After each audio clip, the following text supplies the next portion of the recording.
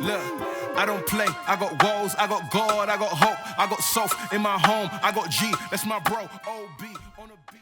What's going on, everybody? Welcome into another edition of the Blazers Edge podcast. I am your host, Danny Marang, and we're doing this one following the Blazers' loss to the Charlotte Hornets on Sunday night. I was planning on doing a podcast. I was going to do a little bit more tighter form, but considering the run of play, I didn't get a podcast in last week because, I have everything going on in the world. If you followed on Twitter, you probably know I was busy dealing with COVID nonsense as far as getting a vaccine and not getting one, and so it kind of threw a wrench in everything. But regardless, we're back, and instead of, trying to tackle this exact topic, that exact topic, I figured I'd throw a little bit of grab bag, last second mailbag, and you guys came through. So a lot of questions tonight, and what I'm going to do is, I literally just walked in the door and threw on some comfy clothes and get ready to tuck in to kind of go through the questions we got here. And I'm going to try to proofread these in real time. So if I start reading one of yours and then I stop, it's because I've either already hit it or it's wild. So I'm just going to kind of go through and get these taken care of. And, we'll kind of sort through where we are and what's going on. And I don't know. Maybe it'll be therapeutic. Maybe not for you. Maybe I'm not going to help you at all. Maybe I'm just going to exacerbate issues. I'm going to just kind of give you as bluntly honest assessment as I can of your questions, and we'll go from there. So we'll get going here. The first one I got here is from Bradstreet Racing at Bob Bradstreet. I know you're not. I understand you are not a fire Terry Stotts guy. My issues with free agents usually not wanting to come to Portland unless traded here. Being a Melo type situation, we need to develop our younger players. He just refuses to give them consistent run and keep them involved even when they struggle. I am not a not fire Stotts guy. I am a don't fire your coach while you have the leader's ear kind of guy. We'll talk about that a little bit more later.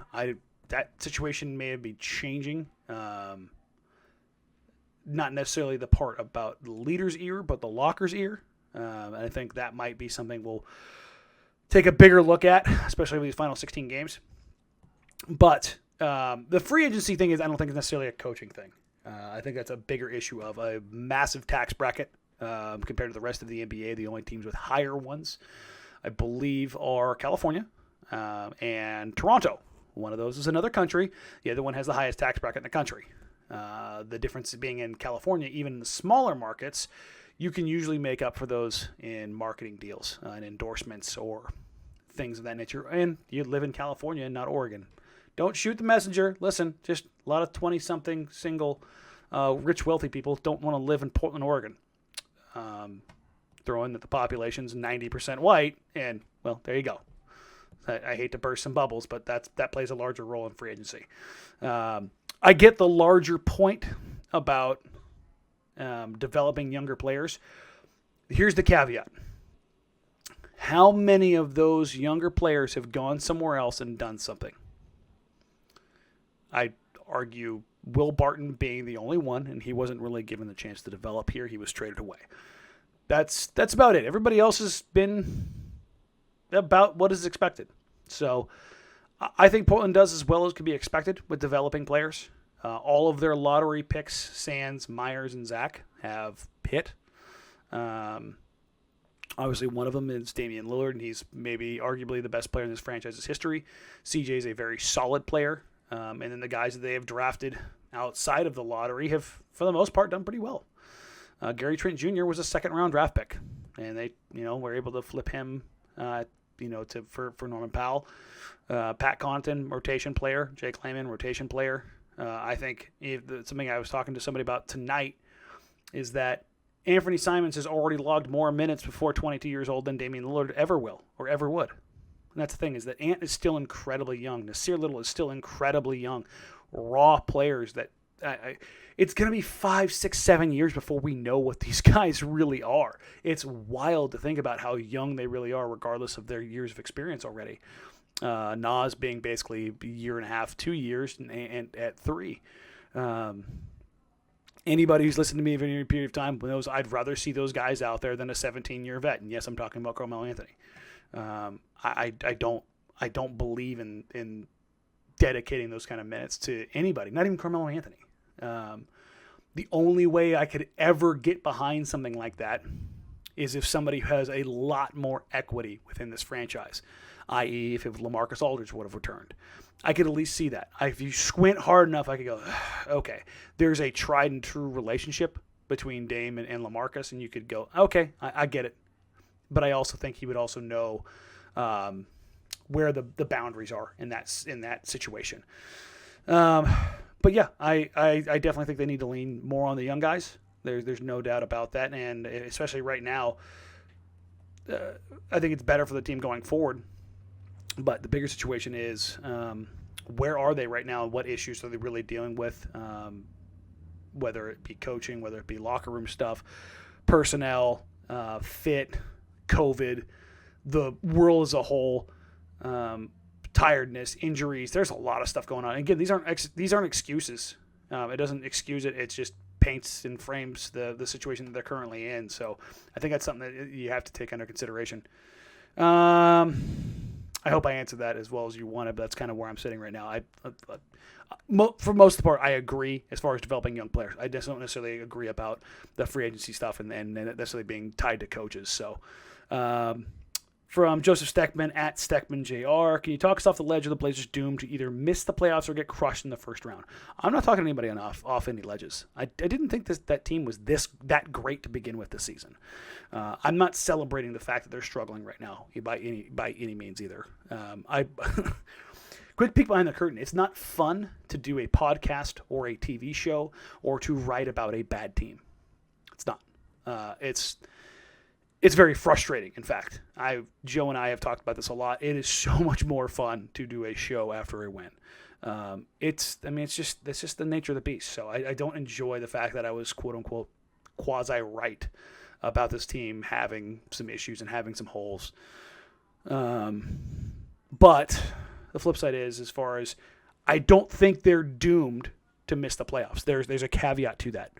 If they are 1-2-3 Cancun mentally, they could miss the playoffs. These next 16 games, going 500 would be a success, legitimately. And I think you could say that if things were going well. Their schedule is brutal going forward. If you've watched the postgame show recently, you know they have those 3 games against Memphis. They have the one easy game against the Cavs. Otherwise, it's full steam ahead against some really good teams. And what may work out for them, if they can get their stuff together, is the back 3 games, Phoenix, Denver, and Utah. I can't remember. I think it's Utah, Phoenix, Denver, I think is the order. Their seeding might be secured, and those coaches may just say, pack it up. And the Blazers might have a chance. They might. Here's the flip side. Those teams in those ranges would risk seeing the Blazers over Memphis, over Dallas, over Golden State, one of those teams in a play-in scenario at the top, as opposed to sending Portland to play either of the Los Angeles teams. So,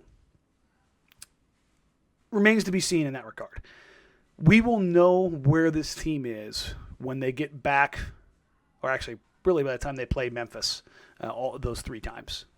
I think at that point in time, we will know if they are checked out, if they are done, if they don't know which way they're going, if they've managed to bail enough water to make it make sense.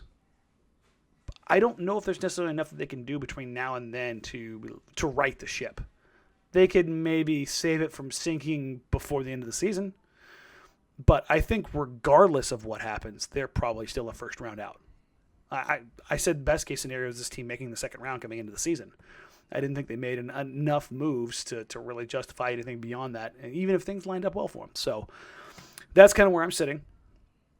Aaron Lopresti, at Aaron Lopresti, this team cannot lose a game like this in this way and be considered serious playoff contenders. I have no explanation why, but they are seriously underachieving right now.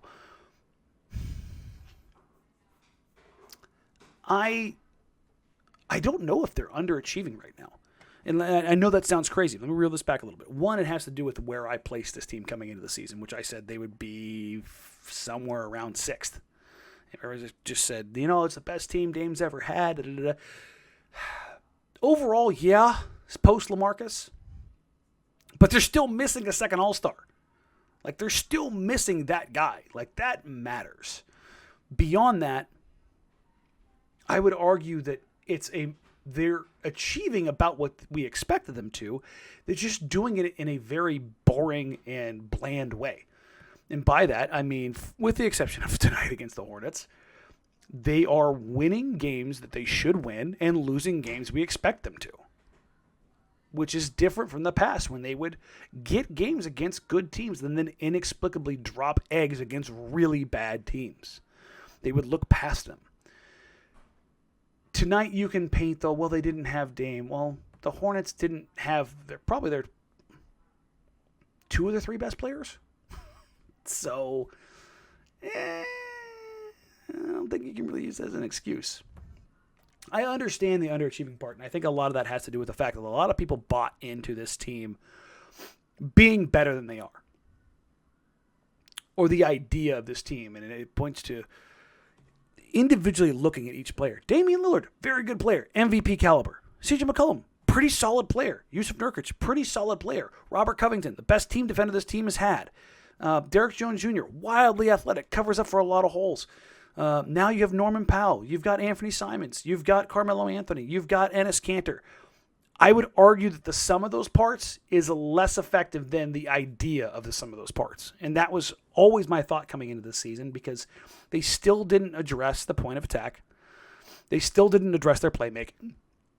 They just window dressed the things that they were already good at, and they got a little bit better in areas that, while they needed improvement, other things needed to be addressed before that. And I think that's part of the conflict and the frustration, and the fact that they're getting hammered. The scoreline tonight was not indicative of the run of play.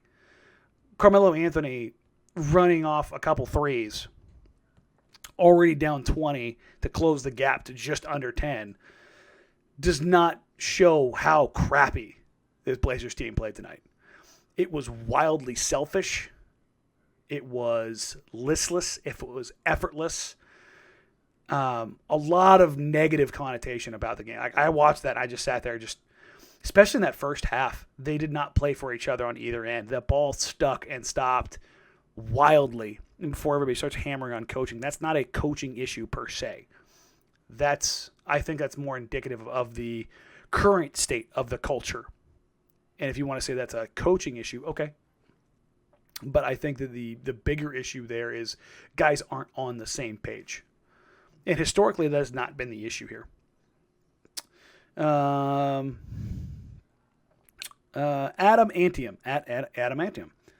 Adamantium. Okay, cool. I'll go with that. If Portland were to treat CJ in the offseason, what kind of team would benefit from getting him, even if they sent back less value? Since most teams in the NBA with cap space are in full rebuild mode, CJ probably doesn't help them in ways they want right now. If you're trading CJ McCollum, you're likely trading him to a team that needs on-ball shot creation. If I'm looking at those teams, New Orleans, Boston, Indiana, Orlando, but they always need that, and they don't have any parts left that you care about outside of Jonathan Isaac, and he ain't getting moved. I think that's probably it. You could say Philadelphia as well. That's kind of what you're looking for. I mean, the ideal scenario is CJ and probably a lot more for Jaylen Brown with Boston. I think that benefits both teams incredibly well. Zach LaVine's not going to sign or opt into his deal with Chicago, so he's making him a free agent. So maybe you put together CJ and bring back Markkanen and LaVine with the idea that LaVine agrees to an extent a new deal on the back end quietly. But yeah, those are, I think, the kind of teams you're looking at. You're looking for teams that are trying to trend upwards, so to make a change and make a fit in that regard, and that are kind of missing that lead playmaking, shot creation element. So it's a tight needle to thread. There's no doubt about it. But I think if you're the Blazers, that's the way you look. Bobby at Bobby Van D22. Any chance Olshey falls in the sword with Stotts? I can't take another year of this stale team coming back. I think that's a sentiment that we're going to get a ton of here in these questions as I just kind of skimmed through these. We'll get to it now. If you caught the podcast I did with Wheels the other day, I have moved to the point of I believe Terry Stotts is probably done at this point. It's very hard for me to see a way for him coming back. There have been too many performances where they have cared too little. And you can't, in the NBA, you can't go straight to the players. You can't. A coach has to fall on that sword no matter what. That's the politics of the situation, whether that is the way it should be or shouldn't be, or that's the current situation here or it's not. That is always it. The coach is always the first to go. If you look back over history, the way it goes is coach first, and then second or third tier player, and then GM or president of basketball operations in this instance with Olshey. I don't think the Blazers are going to, and this I say Blazers ownership, is going to pay both Stotts and Olshey's contract out for another year by firing them. So I think what will end up happening is you'll see Stotts be replaced in the offseason. And yes, I think he'll make it to the offseason. There's just no reason to do anything with it now. This isn't worth saving. I'll just say that. The situation, I think, is a lot worse than just a coaching change. So no, I don't think they're going to be willing to pay both a coach and a GM or president in this world to not do their jobs. So ultimately, I think it'll be a prove it year for Olshey. They'll make a change of the coach, and then we'll see what happens. I think that they'll take a look pretty seriously at personnel in the offseason. One, because they should. Two, because they'll have to with the way the accounting lines up after the Norman Powell or the Gary Trent Jr. for Norman Powell trade. We'll kind of see where that goes. All right, this one is one. We got a ton tonight. Forgive me, it is 1,000,000 degrees in here because my AC decided to stop working in the hottest day of the year so far. So Daddy's got to wet his throat. All right, so Cameron at JCameronH89. Why did Derrick Jones get benched? Did Portland hurt their flexibility by promising Melo to not be benched even when he's hurting us on defense? That's a two-parter. So the Derrick Jones Jr. thing. How do I go through this piece by piece? As I understand it, certain things were said to Derrick Jones Jr.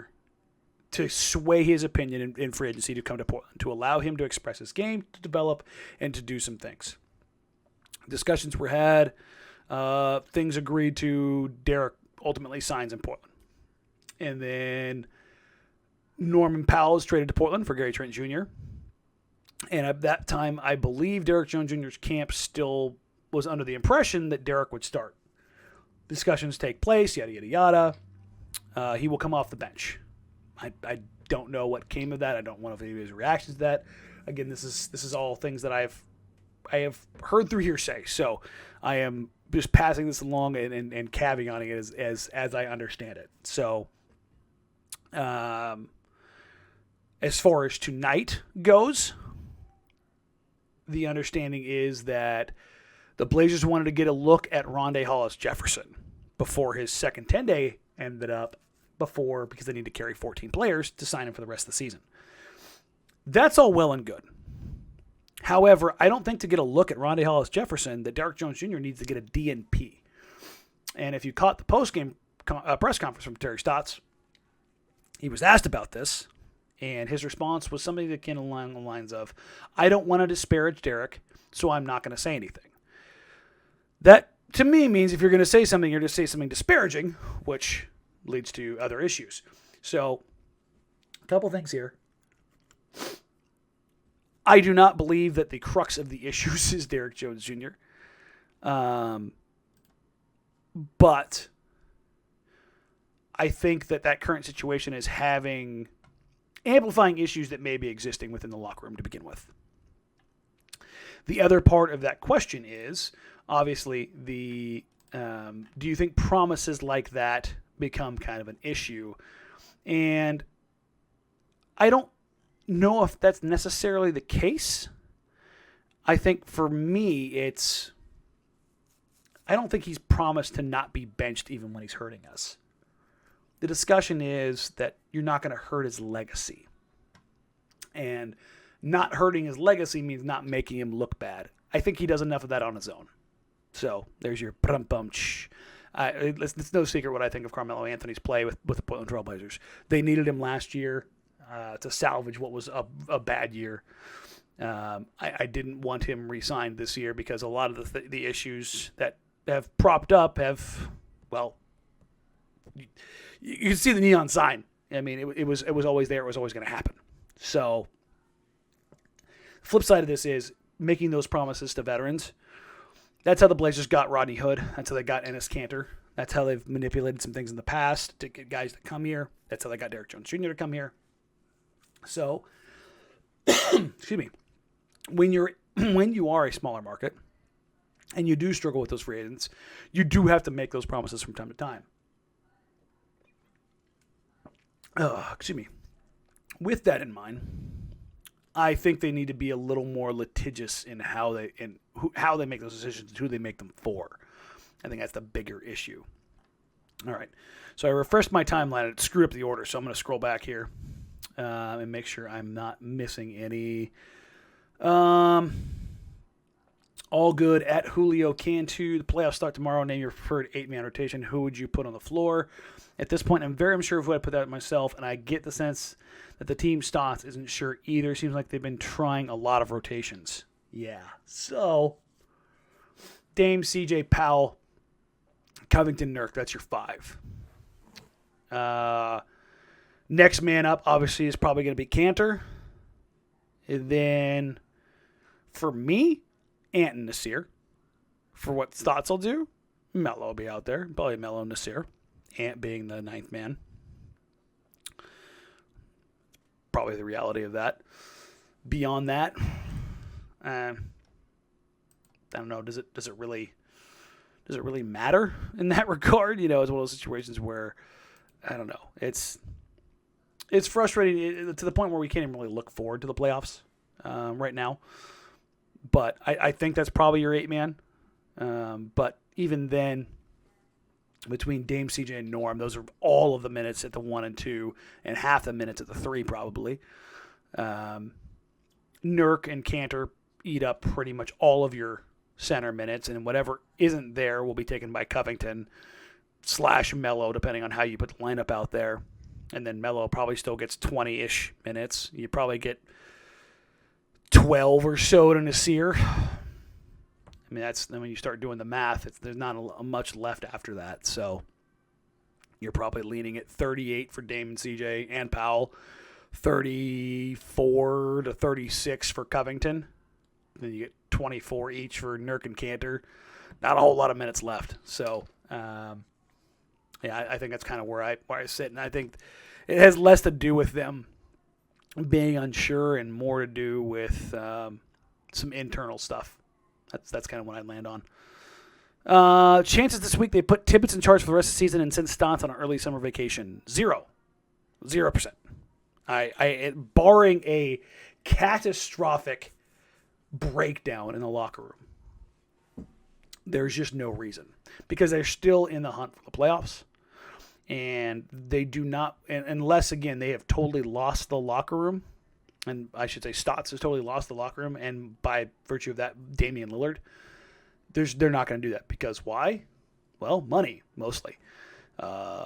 Those playoff games, they're still worth millions of dollars, and sacrificing a coaching change right now for literally no reason other than to say we fired our coach during the season, which hooray, congratulations. It doesn't matter. It doesn't save anything. It doesn't change anything. So yeah, I would put that at a 0. Again, with the caveat being something would have to go sideways. And here, maybe before I get to the next question, I hope something goes sideways in the sense of somebody snapping out of it and chewing somebody's butt hard. I hope we hear about a locker room fight. I hope we hear, a mic picks up somebody screaming somewhere and chewing somebody out. I hope somebody puts somebody's finger in somebody's chest and thumps at him and says, "What the hell are you doing?" On the floor. I want there to be a breaking point emotionally, mentally, to where it does seep out. It can be a good thing. It can be cathartic. It can be a moment that you look back on. It could also be toxic as hell. And that's, I think, the risk. But I think they're at the point where they need something like that. Like something, because right now they look like they don't care. And that's so much worse than not liking each other. Not liking each other. A lot of good teams didn't like each other. I mean, recent memory, Warriors didn't like each other. A lot of stuff going on in that locker room. A lot of different agendas, a lot of different problems. But they won, baby, and that's really the MO of the NBA. Is that happens a lot. Not caring, that's bad organizations. That's how you end up like the Knicks or the Kings. That's just the honest truth. When you get used to losing and you don't get any emotion out of anybody and you just accept it, that's when it becomes a problem.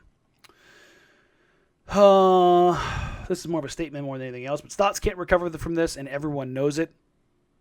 Probably right. Honestly, we were discussing this earlier. Even a Western Conference Finals run would be dicey. Like, I'd still be like, I can see them making a change. So, Clay Hardy at _Clay Hardy. I got no questions left, just anger. Yeah, no, I get that. I don't necessarily. Oh, sweet allergies. Awesome. Sorry about that. If I blew out your eardrums, I'll try to let that one out. But I got no questions left. Just anger for Clay Hardy. I get it. I get the idea. I get the frustration. I get some people feel like they were sold a bill of goods that isn't necessarily ending up for it, and I get the frustration about that. So, yeah, no, vent out. I think there's still 16 games left. There's still a story to be written. It doesn't mean it's going to necessarily be good. It could be bad. It could be sour. But it could also be the beginning of something new, and that you get a lot of changes. So it'll be interesting to see. Hardest part of being a Twitter personality, that's in quotes, in this current Blazers funk from Blazer Tag podcast at Blazer Tag PDX. I mean, I'm not necessarily a personality. I just say what I think, and I just happen to have a TV show and a podcast. So, I don't know. For me, it's nothing new. The whole idea of this team kind of running up against it, running into a ceiling, it's kind of something I've sat on for 5 years. So, I'm kind of glad that it's coming to a head. Not that they're playing poorly, but that it might spur change. I think that's ultimately where I find myself landing more often than not. At least that's what I try to tell myself. Because if not, then what the hell was all this for? So I think that's ultimately where I find myself right now. At Chargers with a lot of R's. Oh, no, it's just 2 R's. I just can't see because I'm squinting. Is this team partying before some of these games or what? I mean, it'd be a lot cooler if they were, let's be honest. At least you'd have an excuse then. So, but I don't think that's the case. They'd probably look a little more ragged. Let's see, at Jeremy Crickle at Strifey? I don't know. In your opinion, what's the best possible move Blazers can make this offseason? We have talked about CJ for Ingram being possible. I don't think that straight trade is possible. In fact, I would almost guarantee that's not possible. But I like where your head's at. What other player do you think want them to go for that feels plausible? Obviously, Beal or Cat can become available, but not possible without major help. Listen, Cat is probably unattainable. Sans trading Damian Lillard. I mean, that's just the reality. Beal, probably pretty close to the same. Not quite there, but pretty close. I had a list, and you know what? I think I have my phone. I do. Let's see. I made a quick list of players that I think make the most sense for the Blazers.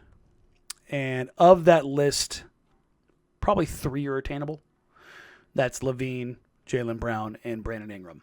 The Blazers would need to get help in that regard. But I think those are 3 guys that are not necessarily game-changing, especially with LaVine. I think you're taking a chance with Ingram. Jaylen, I think, is the perfect player for the Blazers right now. That's the one that I target. But it's probably going to cost you CJ and Nurk, if I'm being honest, for Jaylen. And even then, that might not be enough. So, but those are the wings that I'm kind of looking at. That's I think the move. I mean, you could pray that the 76ers flame out hard and they have to do a radical reset, and you can send CJ plus for Simmons. I think that's another really good fit. He's basically the supersized version of Draymond Green, which is exactly what the Blazers need. But yeah, I think those are the kind of the moves that we're looking at.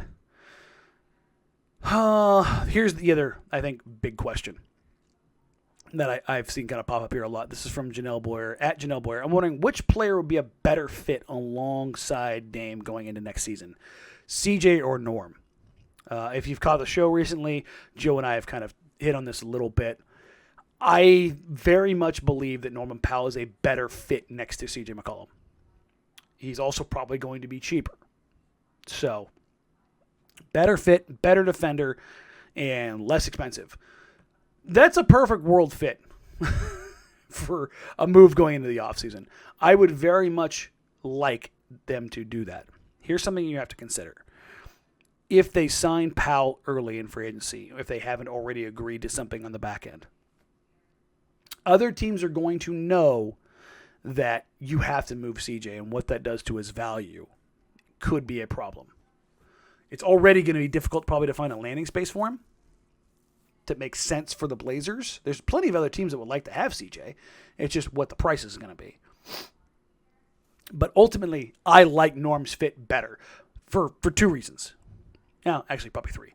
One, he's a much better defender, and he competes harder than CJ does. Norm is a complete a-hole, and I mean that in the most complimentary manner. If you just watch every camera cut, and the cool thing about being in the studio is we get the other truck feed so I can see all the different angles. Anytime that man makes a mistake or doesn't make the right play, there is nobody harder on himself than Norman Powell. And he channels that anger into another possession, into another possession, into another possession. He just gets after it and plays pissed off, and I love it. I love a guy that wears a little bit of emotion on his sleeve. You mix that in with that he can create his own shot, that he can shoot from three, although he's been struggling recently, but historically, good enough. He's great in transition, which the Blazers have been missing for years, and he can put the ball on the floor and get to the rim with ease, finish, and generate free throws. Those are gaping holes in CJ's game. CJ's one of the worst free throw generators of 20-point scorers in NBA history. He doesn't get to the rim effectively, nor does he finish there effectively. The fact that they can get that in a guy in Norman Powell, even if it costs them some shot creation and some mid-range shot making and shot taking, I think the fit is better next to Damian Lillard. Let's see. B. Williford at 78DB Dub. Any early indication if Norman Powell will want to re-sign with Portland over the summer? I have zero insight into that. I have no idea. Nothing. So, I can't imagine things are going swimmingly, though. I mean, Toronto wasn't a great place, but he was living in Tampa Bay in that regard. That's tax-free money for the year in Florida, so cheers to that. Also, probably a little bit nicer to come home to a place in Tampa Bay than in Portland right now. I mean, don't get me wrong, the weather's been great, but it's not exactly great vibes from the team. So, yeah, I would imagine things aren't going great. That's just, again, my 2 cents. From at Rip City Stan, Trailblazers Stan, serious question: would missing the playoffs be what the Blazers organization needs to do to make either a office move or coaching move or some major shift in how they play? Number one, we kind of already addressed this. I believe the coaching change is probably going to happen.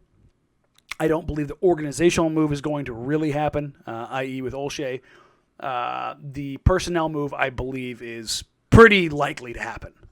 I don't think they can get any further than they are without doing that. I think that's what I said made sense. That's kind of the position that I think they're in right now when I look at this team. I don't think they're in a great place. I don't think that this is something that they can try to sell. You know, in the past, the 2019 season, well, they made the Western Conference Finals, so you don't need to make a change. Last year was injuries, so you don't need to make a change. This year, you could have sold it as injuries if they didn't win enough games as they did with CJ Nurk out. But now that people are back, You can't go, well, now it's not that. It's actually okay.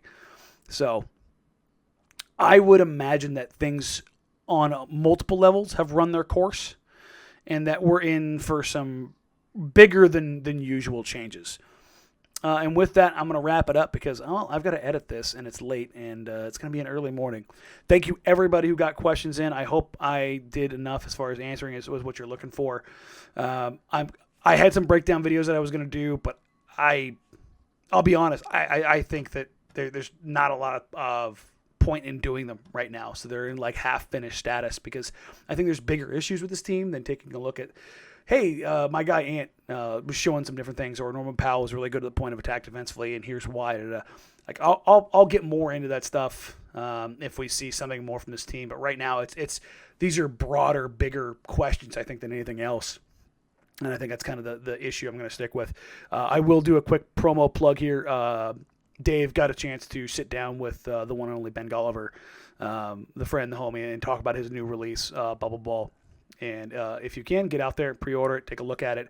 Ben was very, very excited to write the book, to have experienced the bubble itself, something that not a ton of people got to do. And Ben was one of the very few that was there the entire time. So his insight there is going to be pretty cool. I've got my advanced copy which shout out to Ben for getting me a copy. That's the one cool thing about, not one of the one cool thing, one of many cool things about having known Ben for a very long time. So I'm really excited to read it. But definitely go check that out. For this podcast, please like, rate, review, subscribe. Thank you to everybody who's been patient with me. I know the episodes have been few and far between recently. That's life right now. So. I'm trying to get back more in the groove of doing this, and as we get closer to the end of the season, in the off season, we'll definitely ramp up the off season content and kind of go from there. Again, thank you so very much for downloading, for listening, for being a part of this. It's never lost to me how every time I think, it's not that big a deal, and I get so much feedback. Hey, where's the podcast? I miss you. Here's got some questions for you. It is incredibly cool. Let me just say that it is. I don't know how to say it other than thank you. So thank you very much. I appreciate it. We'll catch you guys next week. I'll probably do a midweek one. Just kind of see where things are at. A little check-in after the Memphis games, and we'll kind of go from there. Thank you so very much. We'll catch you guys next week. See you later. Bye. Look, I don't play. I got woes, I got God, I got hope, I got soft in my home. I got G, that's my bro. OB on the beat.